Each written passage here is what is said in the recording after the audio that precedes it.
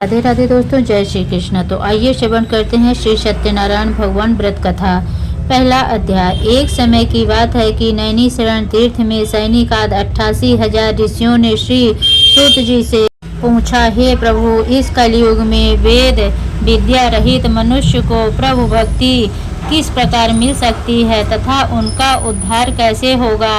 हे मुनि श्रेष्ठ, कोई ऐसा तप बताइए जिससे थोड़े समय में ही पुण्य मिले और मनवांछित फल भी मिल जाए। इस प्रकार की कथा सुनने की हम लोग इच्छा करते हैं। सभी शास्त्रों के ज्ञाता सूत जी बोले, हे वैष्णवों में पूज्य, आप सभी ने प्राणियों के हित की बात पूछी है, इसीलिए मैं एक ऐसे श्रेष्ठ और व्रत के बारे में आप लोगों को जरूर बताऊंगा जिसके बारे में नारद जी ने लक्ष्मी नारायण जी से पूछा था और लक्ष्मीपति श्री हरि ने नारद जी से कहा था, आप भी इसे सुनिए। एक समय की बात है, नारद जी दूसरों के हित की इच्छा लिए अनेकों लोकों में घूमते हुए मृत्युलोक में जा पहुँचे। वहाँ उन्होंने अनेक योनियों में जन्मे सभी मनुष्यों को अपने कर्मों के अनुसार पीड़ा छलक हुई देखा। उनका दुख देख नारद जी सोचने लगे कि ऐसा क्या किया जाए जिससे निश्चित रूप से मानव के दुखों का अंत हो जाए। इसी विचार पर मनन करते हुए विष्णु लोक में गए। वहाँ वह नारायण की स्तुति करने लगे और बोले, हे भगवान, आप अत्यंत शक्ति से प्रसन्न हैं, निर्गुण स्वरूप, सृष्टि के कारण भक्तों के दुख को दूर करने वाले हैं। आपको मेरा प्रणाम। नारद जी की स्तुति सुन विष्णु भगवान बोले, मुनीश्वरी, आपने मन में क्या बात है, इसे निसंकोच कहो। इस पर नारद मुनि बोले कि मृत्युलोक में अनेक योनियों में जन्मे मनुष्य अपने कर्मों के द्वारा अनेकों दुख से दुखी हो रहे हैं। हे प्रभु, आप तो ये बताइए कि ये मनुष्य थोड़े प्रयास से ही अपने दुखों से कैसे छुटकारा पा सकते हैं। तब श्री हरि बोले, हे नारद, मनुष्यों की भलाई के लिए तुमने बहुत उत्तम प्रश्न पूछा है। स्वर्ग लोक पर मृत्यु लोक दोनों में एक दुर्लभ उत्तम व्रत है जो पुण्य देने वाला है। आज प्रेम बस होकर मैं उसे तुमसे कहता हूँ। श्री सत्यनारायण भगवान का व्रत अच्छी तरह विधि पूर्वक करके मनुष्य तुरंत ही यहाँ सुख भोग कर मरने पर मोक्ष पाता है। श्री हरि के वचन सुन नारद जी बोले, है कि उस व्रत का फल क्या है प्रभु, और उसका विधान क्या है। यह व्रत किसने किया था, इस व्रत को किस दिन करना चाहिए, आप सब कुछ विस्तार से बताइए। नारद की बात सुनकर फिर श्री हरि बोले, दुख और शोक को दूर करने वाला, यह सभी स्थानों पर विजय दिलाने वाला है। मानव को भक्ति व श्रद्धा के साथ शाम को श्री सत्यनारायण की पूजा धर्म परायण होकर ब्राह्मणों व बंधुओं के साथ करने, साथ ही यथाशक्ति अनुसार भक्ति भाव से भगवान का भोग लगाएं, आरती गाएं और ब्राह्मणों सहित बंधु बांधवों को भी भोजन कराएं। उसके बाद स्वयं भोजन करें। कीर्तन भजन के बाद भगवान की भक्ति में लीन हो जाएं। इस तरह से सत्यनारायण भगवान का यह व्रत करने पर मनुष्य की सारी इच्छाएं निश्चित रूप से पूरी होती है। इस कलिकाल अर्थात कलयुग में मृत्युलोक में मोक्ष का यही एक सरल उपाय बताया गया है। सत्यनारायण व्रत का प्रथम अध्याय संपूर्ण हुआ। दूसरा अध्याय श्री सूत जी बोले, नारद जी, अब मैं पुनः पूर्व काल में जिसने इस सत्यनारायण व्रत को किया था उसे भली भांति विस्तार पूर्वक कहूँगा।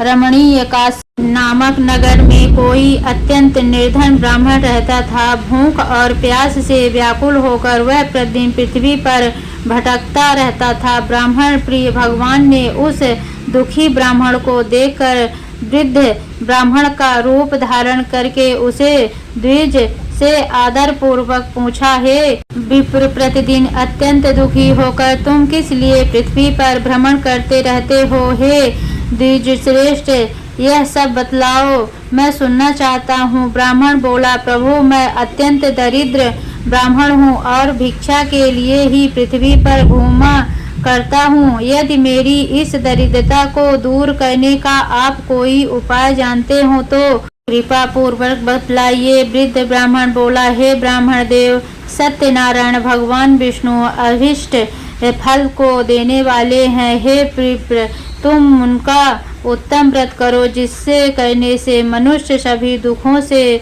मुक्ति हो जाता है। व्रत के विधान को भी ब्राह्मण यत्न पूर्वक कहकर वृद्ध ब्राह्मण रूपधारी भगवान विष्णु वहीं पर अंतर्ध्यान हो गए।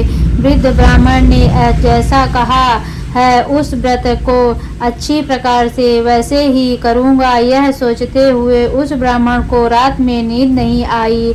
अगले दिन प्रातःकाल उठकर सत्यनारायण का व्रत करूँगा ऐसा संकल्प कर वह ब्राह्मण भिक्षा के लिए चल पड़ा। उस दिन ब्राह्मण को भिक्षा में बहुत सा धन प्राप्त हुआ। उसी धन से उसने बंधु बांधवों के साथ भगवान सत्यनारायण का व्रत किया। इस व्रत के प्रभाव से वह श्रेष्ठ ब्राह्मण सभी दुखों से मुक्त होकर समस्त संपत्तियों से संपन्न हो गया। उस दिन से लेकर प्रत्येक महीने उसने यह व्रत किया।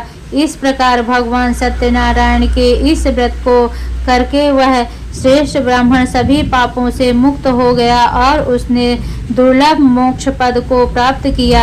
हे विप्र, पृथ्वी पर जब भी कोई मनुष्य श्री सत्यनारायण का व्रत करेगा उसी समय उसके समस्त दुख नष्ट हो जाएंगे। हे ब्राह्मणों, इस प्रकार भगवान नारायण ने महात्मा नारद जी से जो कुछ कहा मैंने वह सब आप लोगों से कह दिया। आगे अब और क्या कहूँ। हे मुनि, इस पृथ्वी पर उस ब्राह्मण से सुने हुए इस व्रत को किसने किया, हम वह सब सुनना चाहते हैं। उस व्रत पर हमारी श्रद्धा हो रही है। श्री सूत जी बोले, मुनियों, पृथ्वी पर जिसने यह व्रत किया उसे आप लोग सुने। एक बार वह द्विज श्रेष्ठ अपनी धन संपत्ति के अनुसार बंधु बांधवों तथा परिवार जनों के साथ व्रत करने के लिए उद्यत हुआ। उसी बीच एक लकड़हारा वहां पर आया और लकड़ी बाहर रखकर उस ब्राह्मण के घर गया। प्यास से व्याकुल वह उस ब्राह्मण को व्रत करता हुआ देख प्रणाम करके उससे बोला, प्रभु, आप यह क्या कर रहे हैं? इसके करने से किस फल की प्राप्ति होती है? विस्तार पूर्वक मुझसे कहिए। विप्र ने कहा, यह सत्यनारायण का व्रत है जो सभी मनोरथों को प्रदान करने वाला है। उसी के प्रभाव से मुझे यह सब महान धन धान्य आदि प्राप्त हुए हैं। जल पीकर तथा प्रसाद ग्रहण करके वह नगर चला गया। सत्यनारायण देव के लिए मन से ऐसा सोचने लगा कि आज लकड़ी बेचने से जो धन प्राप्त होगा उसी धन से भगवान सत्यनारायण का श्रेष्ठ व्रत करूंगा। इस प्रकार मन में चिंतन करता हुआ लकड़ी को मस्तक पर रखकर उस सुंदर नगर में गया जहाँ धन संपन्न लोग रहते थे। उस दिन उसने लकड़ी का दुगुना मूल्य प्राप्त किया। उसके बाद प्रसन्न हृदय होकर वह पके हुए केले का फल, शक्कर, घी, दूध और गेहूं का पूर्ण सवाया मात्रा में लेकर अपने घर गया। तत्पश्चात उसने अपने बांधवों को बुलाकर विधि विधान से भगवान श्री सत्यनारायण का व्रत किया। उस व्रत के प्रभाव से वह धन पुत्र से संपन्न हो गया और उस लोक में अनेकों सुखों का भोग कर अंत में सत्यपुर अर्थात वैकुंठ लोक चला गया। श्रीमन नारायण नारायण नारायण भजवन श्री नारायण नारायण नारायण। श्री सत्यनारायण भगवान की जय। सत्यनारायण व्रत कथा का द्वितीय अध्याय संपूर्ण। तीसरा अध्याय। सूत जी बोले, हे श्रेष्ठ मुनियों, अब आगे की कथा कहता हूँ। पहले समय में उल्का मुख नाम का एक बुद्धिमान राजा था। वह सत्यवक्ता और जितेंद्रिय था। प्रतिदिन देव स्थानों पर जाता और निर्धनों को धन देकर उनके कष्ट दूर करता था। उसकी पत्नी कमल के समान मुख वाली तथा सभी साध्वी भी भद्रशिला नदी के तट पर उन दोनों ने श्री सत्यनारायण भगवान का व्रत किया। उसी समय साधु नाम का एक वैश्य आया। उसके पास व्यापार करने के लिए बहुत सा धन भी था। राजा को व्रत करते देखकर वह विनय के साथ पूछने लगा, हे राजन, भक्ति भाव से पूर्ण होकर आप यह क्या कर रहे हैं? मैं सुनने की इच्छा करता हूँ, तो आप कृपा करके मुझे बताइए। राजा बोला, मैं अपने बंधु बांधवों के साथ पुत्रादि की प्राप्ति के लिए श्री सत्यनारायण भगवान का व्रत व पूजन कर रहा हूँ। राजा के वचन सुन साधु आदर से बोला, हे राजन, मुझे इस व्रत का सारा वृत्तांत कहिए। मैं भी इस व्रत को करूँगा। मेरी भी संतान नहीं है और इस व्रत को करने से निश्चित रूप से मुझे संतान की प्राप्ति होगी। राजा से व्रत का सारा विधान सुन व्यापार से निवृत्त हो वह अपने घर गया। साधु ने अपनी पत्नी को संतान देने वाले इस व्रत का वर्णन कह सुनाया और कहा कि जब मेरी संतान होगी तब मैं इस व्रत को करूंगा। साधु ने इस तरह के वचन अपनी पत्नी लीलावती से कहे। एक दिन लीलावती पति के साथ आनंदित हो सांसारिक धर्म में वृत्तित होकर सत्यनारायण भगवान की कृपा से गर्भवती हो गई। 10वें महीने में उसके गर्भ से एक सुंदर कन्या ने जन्म लिया। माता पिता ने अपनी कन्या का नाम कलावती रखा। एक दिन कलावती के माँ लीलावती ने अपने पति को याद दिलाया कि आपने सत्यनारायण भगवान के लिए व्रत को करने का संकल्प किया था, उसके करने का समय आ गया है, आप इस व्रत को करिए। साधु बोला कि हे प्रिय, इस व्रत को मैं इसके विवाह पर करूंगा। इस प्रकार अपनी पत्नी को आश्वासन देकर वह नगर को चला गया। साधु ने एक बार नगर में अपनी कन्या को सखियों के साथ देखा तो उसे लगा कि उसकी कन्या अब विवाह योग्य हो गई है और उसने कन्या के योग्य वर ढूंढना शुरू कर दिया। एक दिन साधु की बात को ध्यान में रखते हुए एक नगर में पहुंचा और वहां देखभाल कर लड़की के सुयोग्य वणिक पुत्र को ले आया। सुयोग्य लड़के को देख साधु ने बंधु बांधवों को बुलाकर अपनी पुत्री का विवाह कर दिया। लेकिन दुर्भाग्य की बात ये कि साधु ने अभी भी श्री सत्यनारायण भगवान का व्रत नहीं किया। इस पर श्री भगवान क्रोधित हो गए और श्राप दिया। अपने कार्य में कुशल साधु बनिया जमाई को लेकर समुद्र के पास स्थिर होकर रत्नासरपुर नगर में गया। वहां जाकर दामाद ससुर दोनों मिलकर चंद्रकेतु राजा के नगर में व्यापार करने लगे। एक दिन भगवान सत्यनारायण की माया से एक चोर राजा का धन चुराकर भाग रहा था। उसने राजा के सिपाहियों को अपना पीछा करते देख चुराया हुआ धन वहां रख दिया जहां साधु अपने जमाई के साथ ठहरा हुआ था। राजा के सिपाहियों ने साधु वैश्य के पास राजा का धन पड़ा देखा तो वह ससुर जमाई दोनों को बांधकर प्रसन्नता से राजा के पास ले गए और कहा कि उन दोनों चोरों हम पकड़ ले आए हैं, आप आगे की कार्यवाही की आज्ञा दे। राजा की आज्ञा से उन दोनों को कठिन कारावास में डाल दिया गया और उनका सारा धन भी उनसे छीन लिया गया। श्री सत्यनारायण भगवान से श्राप से साधु की पत्नी बहुत दुखी हुई। वह घर में जो धन रखा था उसे चोर चुरा ले गए। शारीरिक तथा मानसिक पीड़ा व भूख प्यास से अति दुखी हो अन्न की चिंता में कलावती के ब्राह्मण के घर गई। वहां उसने श्री सत्यनारायण भगवान का व्रत होते देखा। फिर कथा भी सुनी। वहां प्रसाद ग्रहण कर वह रात को घर वापस आई। माता के कलावती से पूछा कि हे पुत्री, अब तक तुम कहाँ थी? तेरे मन में क्या है? कलावती ने अपनी माता से कहा, हे माता, मैंने एक ब्राह्मण के घर में श्री सत्यनारायण भगवान का व्रत देखा है। कन्या के वचन सुन लीलावती भगवान के पूजन की तैयारी करने लगी। लीलावती ने परिवार व बंधुओं सहित सत्यनारायण भगवान का पूजन किया और उसने वर मांगा कि मेरे पति तथा जमाई शीघ्र घर आ जाएं। साथ ही यह भी प्रार्थना की कि हम सब का अपराध क्षमा करे। सत्यनारायण भगवान इस व्रत से संतुष्ट हो गए और राजा चंद्रकेतु को सपने में दर्शन दे कहा कि हे राजन, तुम उन दोनों वैश्यों को छोड़ दो और तुमने उनका जो धन लिया है उसे वापस कर दो। अगर ऐसा नहीं किया तो मैं तुम्हारा धन, राज्य व संतान सभी को नष्ट कर दूंगा। राजा को यह सब कहकर वह अंतर्ध्यान हो गए। प्रातःकाल सभा में राजा ने अपना सपना सुनाया। फिर बोले कि उन दोनों को कैद से मुक्त कर सभा में लाओ। दोनों ने आते ही राजा को प्रणाम किया। राजा बोला, महाअनुभवो, भाग्यवश ऐसा कठिन दुख तुम्हें प्राप्त हुआ है, लेकिन अब तुम्हें कोई भय नहीं है। ऐसा कह राजा ने उन दोनों को नए वस्त्रभूषण भी बनवाए और जितना धन उनका लिया था उससे दुगना धन वापस कर दिया। दोनों वैश्य अपने घर को चल दिए। श्रीमन्नारायण नारायण नारायण। श्री सत्यनारायण भगवान की जय हो। श्री सत्यनारायण भगवान व्रत कथा का तृतीय अध्याय समाप्त हुआ। नारायण भगवान का चौथा अध्याय।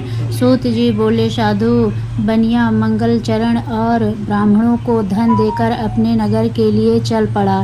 साधु के कुछ दूर जाने पर भगवान सत्यनारायण की उसकी सत्यता की परीक्षा के विषय में जिज्ञासा हुई। साधु, तुम्हारी नाव में क्या भरा है? तब धन के मद में चूर दोनों महाजनों ने अवहेलना पूर्वक हंसते हुए कहा, दंडी क्यों पूछ रहे हो? क्या कुछ द्रव्य लेने की इच्छा है? हमारी नाव में तो लता और पत्ते आदि भरे हैं। ऐसी शुरवाणी सुनकर तुम्हारी बात सच हो जाए। ऐसा कहकर दंडी सन्यासी को रूप धारण किए हुए भगवान कुछ दूर जाकर समुद्र के समीप बैठ गए। दंडी के चले जाने पर नित्याक्रिया करने के पश्चात उत्तराई हुई अर्थात जल में ऊपर की ओर उठी हुई नौका को देखकर साधु अत्यंत आश्चर्य में पड़ गया और नाव में लता और पत्ते आदि देखकर मूर्छित हो पृथ्वी पर गिर पड़ा। सचेत होने पर वणिक पुत्र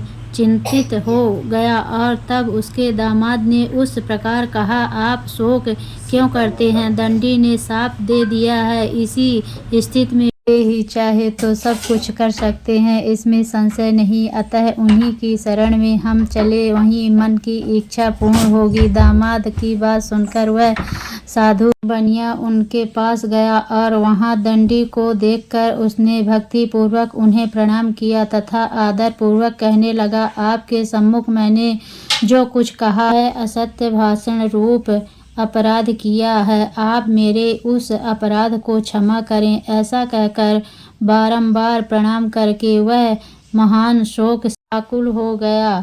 दंडी ने उसे रोता हुआ देखकर कहा, हे मूर्ख, रो मत, मेरी बात सुनो। मेरी पूजा से उदासीन होने के कारण तथा मेरी आज्ञा से ही तुमने बारंबार दुख प्राप्त किया है। भगवान की ऐसी वाणी सुनकर वह उनकी स्तुति करने लगा। साधु ने कहा, हे प्रभो, यह आश्चर्य की बात है कि आपकी माया से मोहित होने के कारण ब्रह्मा आदि देवता भी अपने गुणों और रूपों को यथावत रूप से नहीं जान पाते। फिर मैं मूर्ख आपकी माया से मोहित होने के कारण कैसे जान सकता हूँ? आप प्रसन्न हो, मैं आपकी धन संपत्ति के अनुसार आपकी पूजा करूँगा। मैं आपकी शरण में आया हूँ। मेरा जो नौका में स्थित पूरा धन था उसकी तथा मेरी रक्षा करे। उस बनिया की भक्ति युक्त वाणी सुनकर भगवान जनार्दन संतुष्ट हो गए। भगवान हरि उसे अभीष्ट वर प्रदान करके वहीं अंतर्ध्यान हो गए। उसके बाद वह साधु अपनी नौका में चढ़ा और उसे धन धान्य से परिपूर्ण देखकर भगवान सत्यदेव की कृपा से हमारा मनोरथ सफल हो गया। ऐसा कहकर स्वजनों के साथ उसने भगवान की विधिवत पूजा की। भगवान श्री सत्यनारायण की कृपा से वह आनंद से परिपूर्ण हो गया और नाव को प्रयत्न पूर्वक संभाल कर उसने अपने देश के लिए प्रस्थान किया। साधु बनिया ने अपने दामाद से कहा, वह देखो मेरी रत्नपुरी नगरी दिखाई दे रही है। इसके बाद उसने अपने धन के रक्षक दूत को अपने आगमन का समाचार देने के लिए अपनी नगरी में भेजा। उसके बाद उस दूत ने नगर में जाकर साधु की मारिया को देख हाथ जोड़कर प्रणाम किया तथा उसके लिए अभीष्ट बात कही। सेठ जी अपने दामाद तथा बंधु वर्गों के साथ बहुत सारे धन धान्य के संपन्न होकर नगर के निकट पधार गए हैं। दूत के मुख से यह बात सुनकर वह महान आनंद से विहील हो गई और उसी साध्वी ने श्री सत्यनारायण की पूजा करके अपनी पुत्री से कहा, मैं साधु के दर्शन के लिए जा रही हूँ, तुम शीघ्र आओ। माता का ऐसा वचन सुनकर व्रत को समाप्त करके प्रसाद का परित्याग कर वह कलावती भी अपने पति का दर्शन करने के लिए चल पड़ी। उससे भगवान सत्यनारायण रुष्ट हो गए और उन्होंने उसके पति को तथा नौका को धन के साथ हरण करके जल में डुबो दिया। इसके बाद कलावती कन्या अपने पति को न देख महान शोक से रुदन करती हुई पृथ्वी पर गिर पड़ी। नाव का आदर्शन तथा कन्या को अत्यंत दुखी देख भयभीत मन से साधु बनिया ने सोचा, यह क्या आश्चर्य हो गया। नाव का संचालन करने वाले भी सभी चिंतित हो गए। तदंतर वह लीलावती भी कन्या को देखकर विहील हो गई और अत्यंत दुख से विलाप करती हुई अपने पति से इस प्रकार बोली, अभी अभी नौका के साथ वह कैसे अलक्षित हो गए। न जाने किस देवता की उपेक्षा से वह नौका हरण कर ली गई, अथवा श्री सत्यनारायण का महात्म्य कौन जान सकता है। ऐसा कहकर वह सज्जनों के साथ विलाप करने लगी और कलावती कन्या को गोद में लेकर रोने लगी। कलावती कन्या भी अपने पति के नष्ट हो जाने पर दुखी हो गई और पति की पादुका लेकर उनका अनुगमन करने के लिए उसने मन में निश्चय किया। कन्या के इस प्रकार के आचरण को देख भार्या सहित वह धर्मक्ष साधु बनिया अत्यंत शोक समाप्त हो गया और सोचने लगा, या तो भगवान सत्यनारायण ने यह अपहरण किया है अथवा हम सभी भगवान सत्यदेव की माया से मोहित हो गए हैं। अपनी धन शक्ति के अनुसार भगवान श्री सत्यनारायण की पूजा करूंगा। सभी को बुलाकर इस प्रकार कहकर उसने अपने मन की इच्छा प्रकट की और बारंबार भगवान सत्यदेव को दंडवत प्रणाम किया। इससे दीनों के परिपालन भगवान सत्यदेव प्रसन्न हो गए। भक्त वत्सल भगवान ने कृपा पूर्वक कहा, तुम्हारी कन्या प्रसाद छोड़कर अपने पति को देखने चली आई है। निश्चय ही इसी कारण उसका पति अदृश्य हो गया है। यदि घर जाकर प्रसाद ग्रहण करके वह पुनः आए तो हे साधु बनिया, तुम्हारी पुत्री पति को प्राप्त करेगी, इससे संशय नहीं है। कन्या कलावती भी आकाश मंडल से ऐसी वाणी सुनकर शीघ्र ही घर गई और उसने प्रसाद ग्रहण किया। पुनः आकर सज्जनों तथा अपने पति को देखा। तब कलावती कन्या ने अपने पति से कहा, अब तो घर चलें, विलंब क्यों कर रहे हैं। कन्या की बात सुनकर वणिक पुत्र संतुष्ट हो गया और विधि विधान से भगवान सत्यनारायण का पूजन करके धन तथा बंधु बांधवों के साथ अपने घर गया। अंतर पूर्णिमा तथा संक्रांतिया पर्वों पर भगवान सत्यनारायण का पूजन करते हुए इस लोक में सुख भोग कर अंत में वह वैकुंठ लोक में चला गया। श्रीमन्नारायण श्रीमन्नारायण श्रीमन्नारायण। श्री सत्यनारायण भगवान व्रत कथा चतुर्थ अध्याय संपूर्ण। 5वां अध्याय। श्री सूत जी बोले, श्रेष्ठ मुनियों, अब इसके बाद मैं दूसरी कथा कहूँगा, आप लोग सुने। अपनी प्रजा का पालन करने में तत्पर तुंगध्वज नामक एक राजा था। उसने सत्यदेव के प्रसाद का परित्याग करके दुख प्राप्त किया। एक बार वह वन में जाकर और वहाँ बहुत से पशुओं को मारकर वट वृक्ष के नीचे आया। वहाँ उसने देखा कि गोपगण बंधु बांधवों के साथ संतुष्ट होकर भक्ति पूर्वक भगवान सत्यदेव की पूजा कर रहे हैं। राजा यह देख कर भी अहंकार वश न तो वहां गया और न उसे भगवान सत्यनारायण को प्रणाम ही किया। पूजन के बाद सभी गोपगण भगवान का प्रसाद राजा के समीप रखकर वहां से लौट आए और इच्छा अनुसार उन सभी ने भगवान का प्रसाद ग्रहण किया। इधर राजा को प्रसाद का परित्याग करने से बहुत दुख हुआ। उसका संपूर्ण धन धान्य एवं सभी 100 पुत्र नष्ट हो गए। राजा ने मन में यह निश्चय किया कि अवश्य ही भगवान सत्यनारायण ने हमारा नाश कर दिया है, इसलिए मुझे वहां जाना चाहिए जहां श्री सत्यनारायण का पूजन हो रहा था।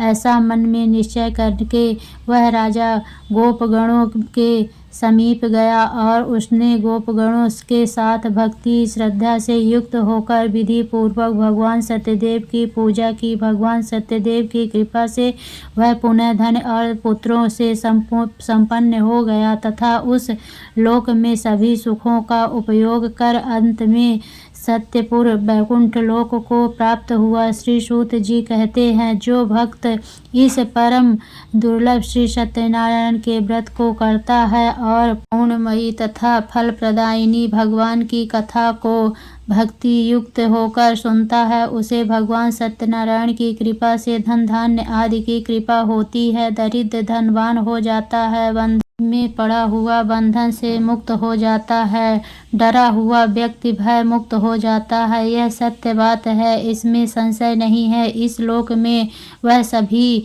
फलों का भोग प्राप्त करके अंत में सत्यपुर वैकुंठ लोक को जाता है। हे ब्राह्मणों, इस प्रकार मैंने आप लोगों में भगवान सत्यनारायण के व्रत को कहा कि जिसे करके मनुष्य सभी दुखों से मुक्त हो जाता है। कलयुग में तो भगवान सत्यदेव की पूजा विशेष फल प्रदान करने वाली भगवान विष्णु को ही कुछ लोग काल, कुछ लोग सत्य, कोई ईर्षा और कोई सत्यदेव तथा दूसरे लोग सत्यनारायण नाम से कहेंगे। अनेक रूप धारण करके भगवान सत्यनारायण सभी का मनोरथ सिद्ध करते हैं। कलयुग में सनातन भगवान विष्णु ही सत्यव्रत रूप धारण करके सभी का मनोरथ पूर्ण करने वाले होंगे। हे श्रेष्ठ मुनियों, जो व्यक्ति नित्य भगवान सत्यनारायण की इस व्रत कथा को पढ़ता सुनता है, भगवान सत्यनारायण की कृपा से उसके सभी पाप नष्ट हो जाते हैं। हे मुनीश्वर, पूर्व काल में जिस लोक में भगवान सत्यनारायण का व्रत किया था उसके अगले जन्म का वृत्तांत कहता हूँ, आप लोग सुने। महान प्रज्ञासंपन्न सतानंद नाम के ब्राह्मण सत्यनारायण व्रत करने के प्रभाव से दूसरे जन्म में सुदामा नामक ब्राह्मण हुए और उस जन्म में भगवान श्री कृष्ण का ध्यान करके उन्होंने मोक्ष प्राप्त किया। लकड़हारा भिल्ल गुहों का राजा हुआ और अगले जन्म में उसने भगवान श्री राम की सेवा करके मोक्ष प्राप्त किया। महाराज उल्का मुख दूसरे जन्म में राजा दशरथ हुए, जिन्होंने रंगनाथ जी की पूजा करके अंत में वैकुंठ प्राप्त किया। इसी प्रकार धार्मिक और सत्यव्रती साधु पिछले जन्म के सत्यव्रत के प्रभाव से दूसरे जन्म में मोरध्वज नामक राजा हुए। उसने आरे से चीरकर अपने पुत्र की आधी देह भगवान विष्णु को अर्पित कर मोक्ष प्राप्त किया। महाराज तुंगध्वज जन्मांतर में स्वयंभू मन हुए और भगवत संबंधी संपूर्ण कार्यों का अनुष्ठान करके वैकुंठ लोक को प्राप्त हुए। जो गोपगण थे वे सब जन्मांतर में ब्रजमंडल में निवास करने वाले गोप हुए और सभी राक्षसों का संहार करके उन्होंने भी भगवान का धाम गोलोक प्राप्त किया। इस प्रकार श्री स्कंद पुराण के अंतर्गत देवाखंड में श्री सत्यनारायण व्रत कथा का यह 5वां अध्याय पूर्ण हुआ। श्री मन्नारायण नारायण, श्री मन्नारायण भजवन श्री नारायण। श्री सत्यनारायण व्रत कथा का 5वां अध्याय संपूर्ण।